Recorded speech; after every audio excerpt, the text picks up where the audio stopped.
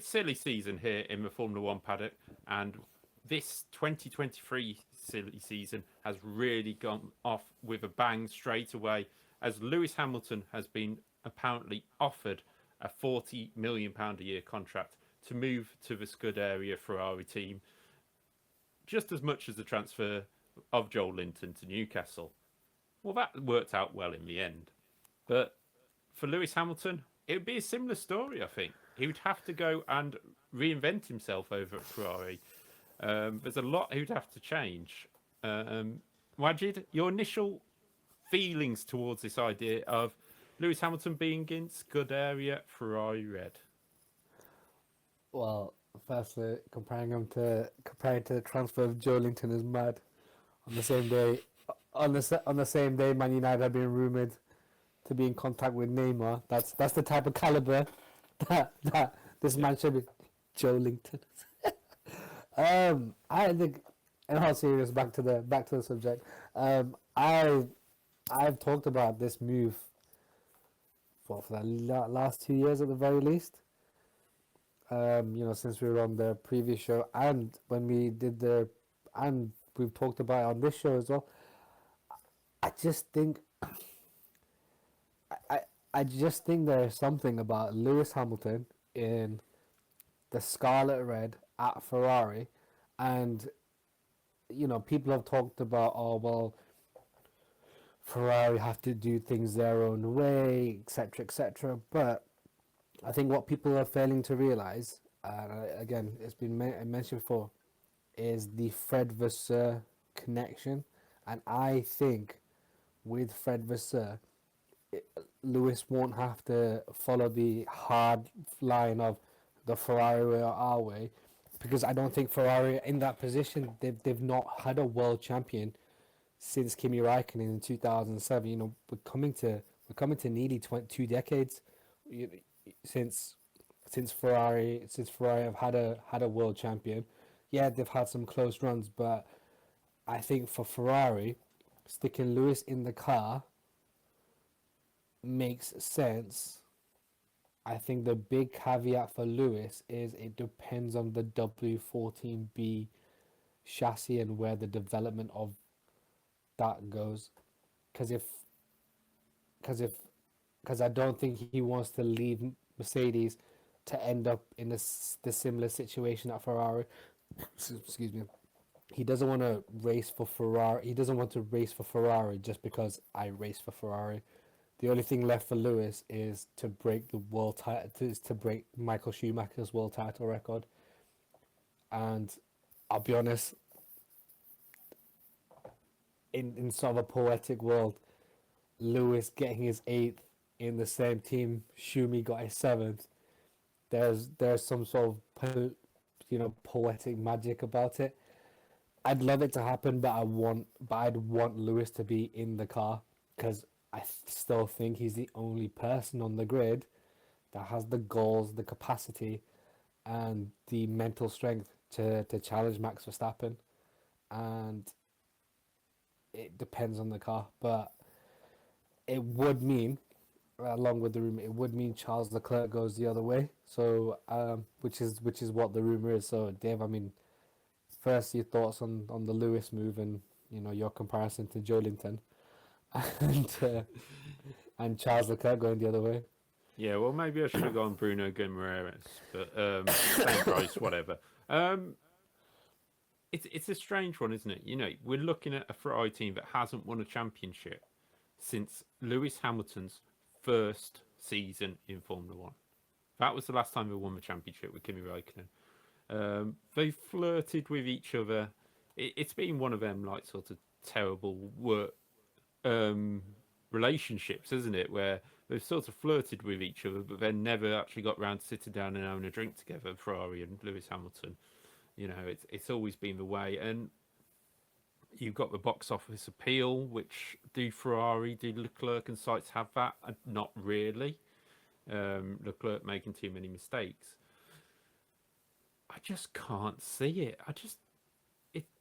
Lewis Hamilton may have wanted to race for Ferrari. Yeah, I get it. But I just don't get where they could bring him in and make it work in time for him. Basically, it's a situation where it's really hard to try and judge that. We look back. Obviously, the links are there. Fred Vasseur, as you've already said. Michael, he's always said that he was a fan of Michael growing up and what he did.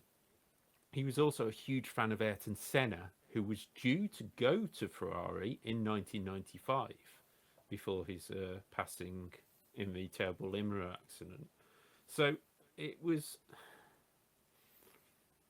There's always been a thing about greats not going to Ferrari. Schumacher's the only one I can think of off the top of my head who went to Ferrari already as a star, basically, a great. You look back, you're going through Berger, Alesi, Alboreto, Leclerc, Seitz, Irvine, Barrichello, Massa, Raikkonen. No, actually, no. Going back, I'd say Seb is the last superstar. Yeah, but he didn't make it work. All right, that made it work. Sorry. Yeah. Sorry, I thought you. No. I didn't say that. I didn't add that, but that's kind of what I meant. My apologies. My apologies. No. Looking back, Prost didn't make it work. Mansell didn't make it work. Ferrari have been around 70 odd years in Formula One. I've been here ever since. I just can't see them turning around and going, let's sign Lewis Hamilton. Let's throw everything we've ever done out the window. Because we do have to look at Schumacher and go, yes, he did make all the changes, but Jean Todt was in there, not an Italian, not somebody from inside Ferrari.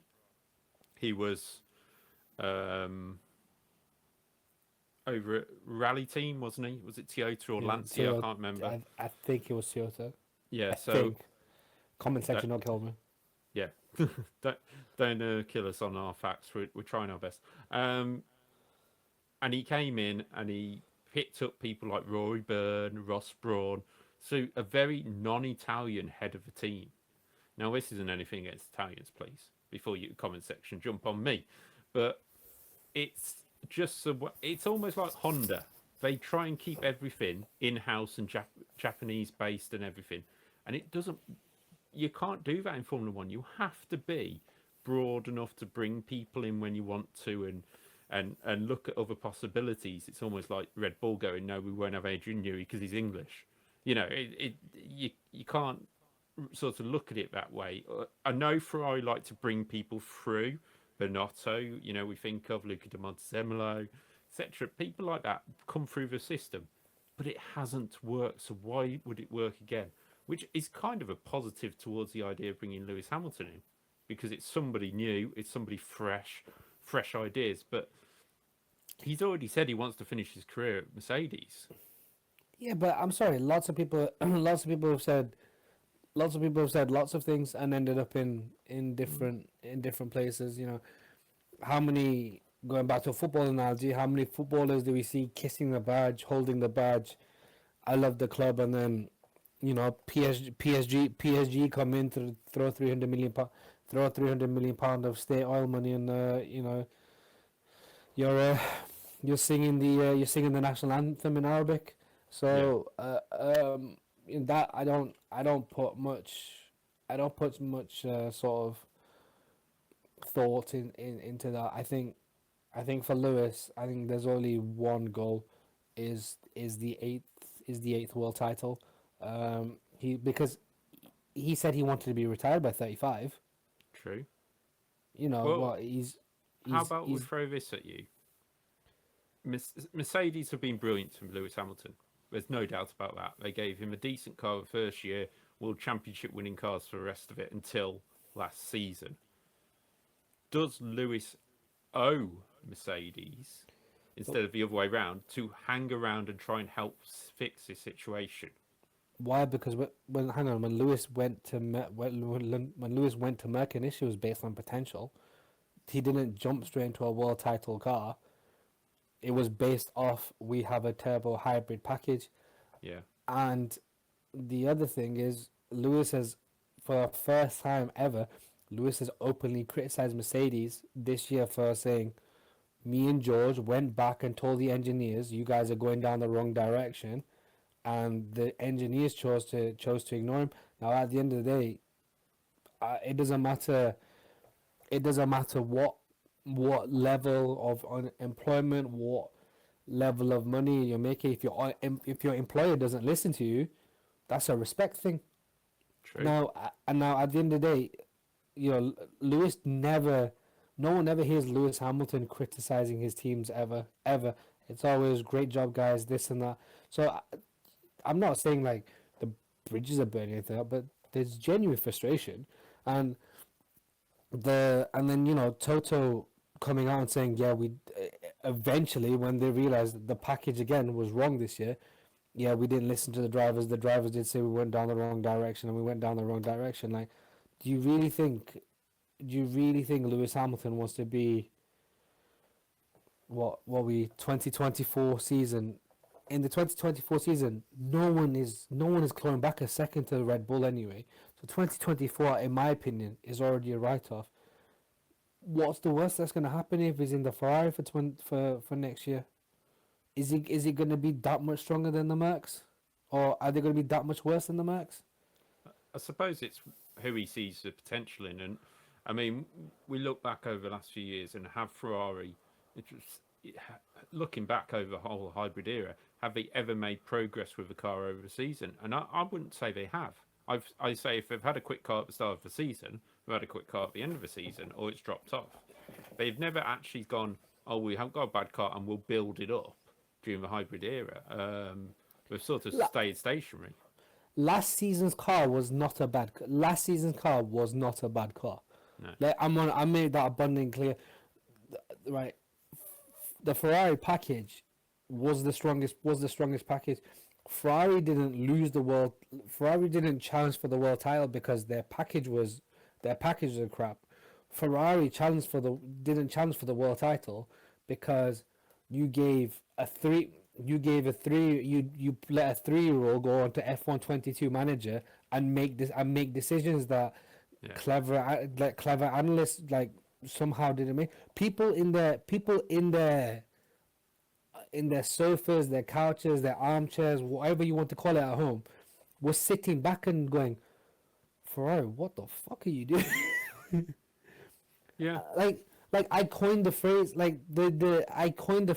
"Oh Ferrari" because of Ferrari. That's how much of a joke they got. There was 14 straight Grand Prix they made a mistake last year, and now that's not even it's laughable. It got to the point where it's not even laughable. It was just sad.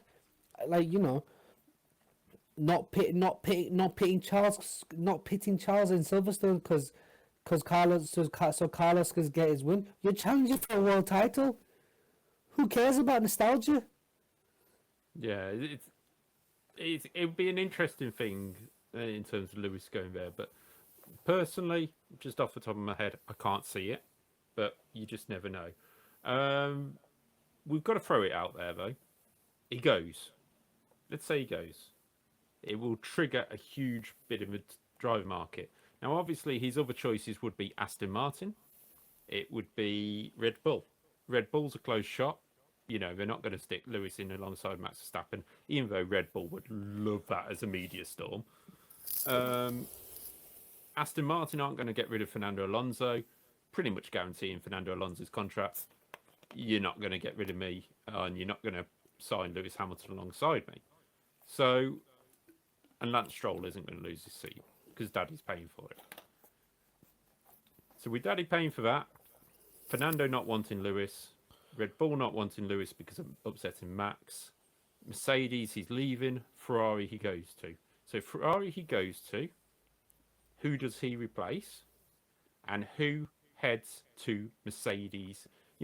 What do you feel like it will trigger if he accepted this £40 million deal?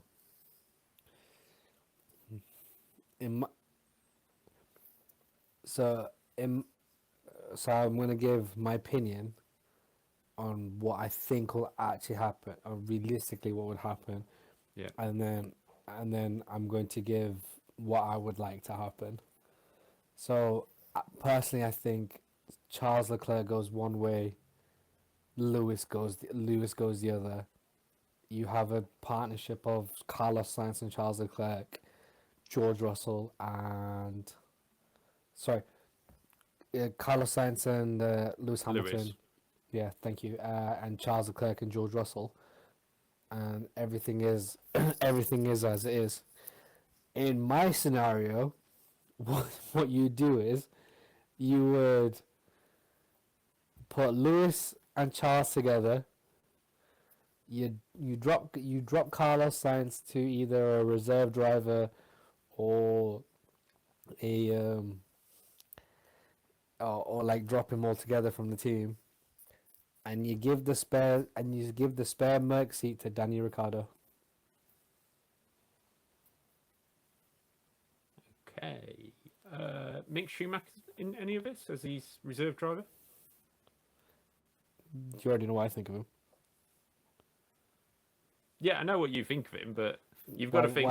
Well, Majority of that was on another Okay. podcast. Okay, sorry, yeah. Nick Schumacher goes nowhere near the seat and does development for another year or two and sees what happens. You Okay. need at Merc you need someone to fill the role. Danny Rick's coming to the end of his career. You give him a year or two. You give him a year, 2 years. Gives Mick Schumacher enough time to develop. You stick Mick Schumacher in another car for the 2 years, and then bring him into the Merc role. I know it's really out there. I'm gonna get blasted, but that's Yeah. what I would do. No. I don't rate Carlos Sainz the same way other people do. I don't think he's like the second coming of Fernando Alonso. He's not that. Carlos Sainz is mostly in Formula One because of who his father is. Okay, so take the wooden fence out your backside. Which one are you going for?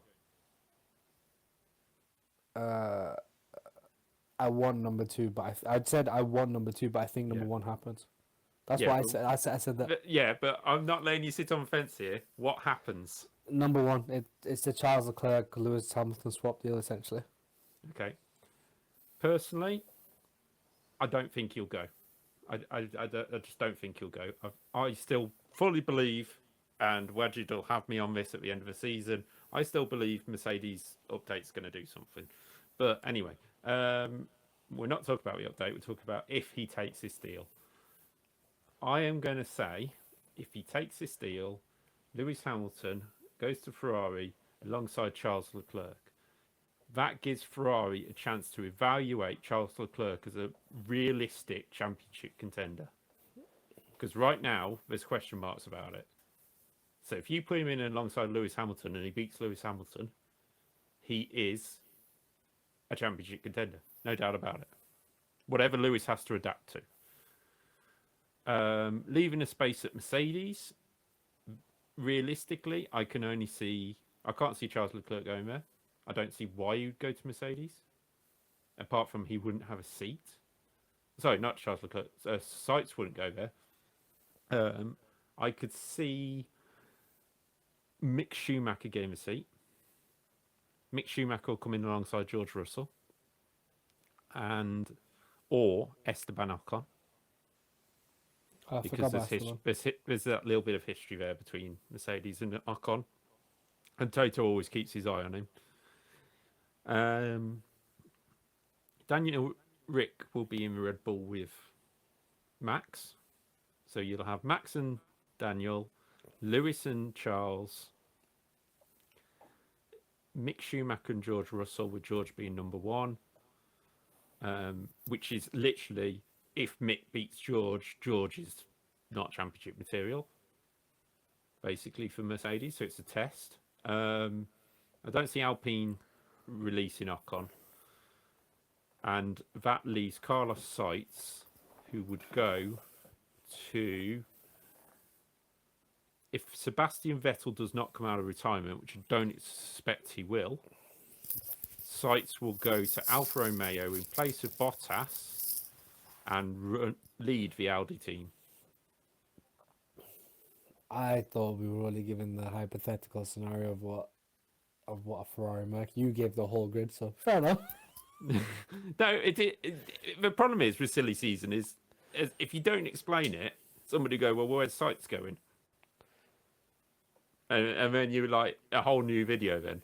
But yeah, no, definitely I think he's not going to go. I don't think this is going to trigger anything. But if he did, that's where I see it, because Audi are going to need somebody to leave that team.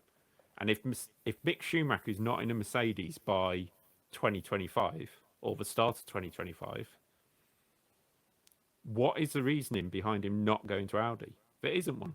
Mercedes aren't going to leave him as a test driver for 3 seasons. So he's got to be in the seat somewhere. And if not, why not go to Audi? German driver leads the team. Yeah, same thing. The same thing Merck did when they came back to the sport. 2 Germans leading a German engineer team. And there's the rumours that Sebastian Vettel is being chased for that Audi team. If not, Mick Schumacher in there. I don't know. Do an Audi thing. Bring Alan McNish and Tom Christensen back. I don't know. No, that's what Audi normally do. Let's not do that. Let's not do that, guys. Let's not do that, please.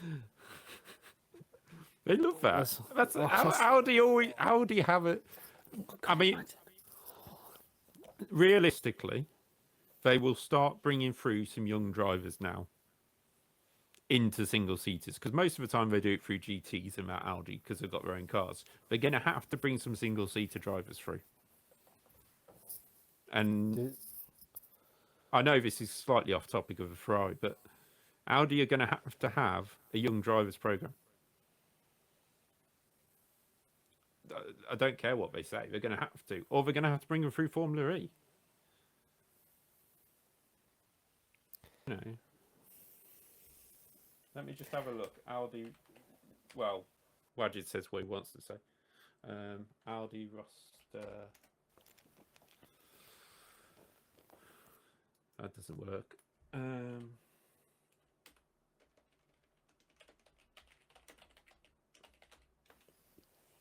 Let's have a look. Here we go. Factory lineup for Audi this season has got 12. Is it 12? 12 established drivers. Oh, this is in addition to the 12 drivers. So we want that one probably, because that will tell us all of them. So you've got the core remains unchanged for this season. So it's Nathaniel Burton, he's not going to be in F1. Mattia Drudi, he's not going to be in F1. Christopher Haas, he's not going to be in there. Pierre Caffer, he's not going to be in there. Kevin van der Linde, he's not going to go. Dennis Marshall, Christopher Miles. Patrick Niederhausen's probably the closest because he raced in F3. He's not going to be there. But he's not going to be in there. And the only one in there with, there's Nico Muller, Rene Rast, obviously, who, that's all to do with Formula E. And, the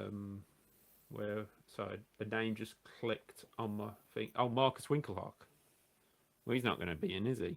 He's not going to add to his one Grand Prix start. So, Audi are going to have to develop for somebody. You never know. Former Grand Prix leader. I still wish that race was never red flagged to see what happened.